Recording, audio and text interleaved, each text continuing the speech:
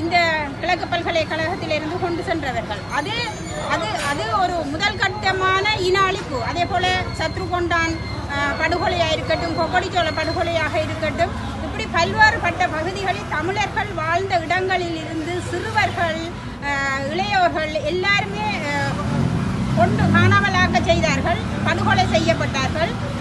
எங்கே கொண்டு புதைச்சார்கள் என்றும் தெரிய இல்லை. காணாமலாக்கப்பட்ட உறவுகள் இன்று வரைக்கும் தங்களோட நீதியை கேட்டு தங்களோட உறவுகளை தேடி இந்த கிழக்கு பல்கலைக்கழகத்தில் காணாமலாக்கப்பட்ட ஒரு தாய் இன்று இறந்திருக்கிறார். புதுக்குடியிருப்பில் பொன்மணி அம்மான்னு சொல்லி அவள் ஒவ்வொரு வருடங்களும் இந்த கிழக்கு பல்கலைக்கழகத்தில் வந்து நின்று விளக்கேற்றி கண்ணீர் வடித்து கொண்டு போவா. தன் மகனுக்கு நீதி கிடைக்க இல்லைன்னு சொல்லி இன்றைக்கு அவளை நீதி கிடைக்கப்பெறாமலே அவள் இன்றைக்கு இறந்திருக்கிறார்.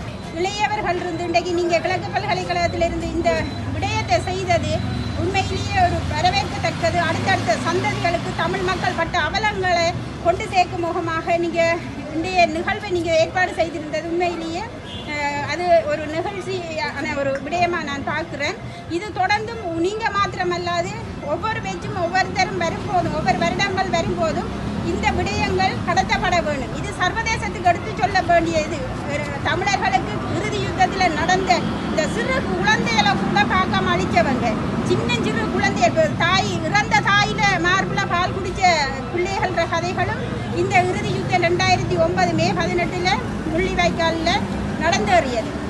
அதை நாங்கள் ஒவ்வொரு தமிழர்களும் மறக்க இயலாது. நீங்களும் இதில் ஒரு இலங்கையில் ஒரு சுதந்திரமாக நடமாடக்கூடிய உங்களுக்கு அனைத்து உரிமைகளும் கிடைத்து நாங்கள் வாழ வேண்டுமென்றால் இந்த தமிழ் இனத்துக்கு நடந்த இந்த அநியாயத்துக்கு, இந்த இன அழிப்புக்கும் ஒரு தீர்வு வர வேண்டும். அது இந்த இலங்கை அரசாங்கத்தின் ஊடாக எங்களுக்கு எப்போதுமே கிடைக்கப்பெறாது. இது இலங்கை அரசாங்கம் எல்லாத்தையும் மூடி மறைச்சி அவங்க இன்றைக்கு ஒரு நாளைக்கு வெற்றி விழா கொண்டாட்டமாக அவங்க ஒரு பகுதியாக கொண்டாடி கொண்டிருப்பாங்க.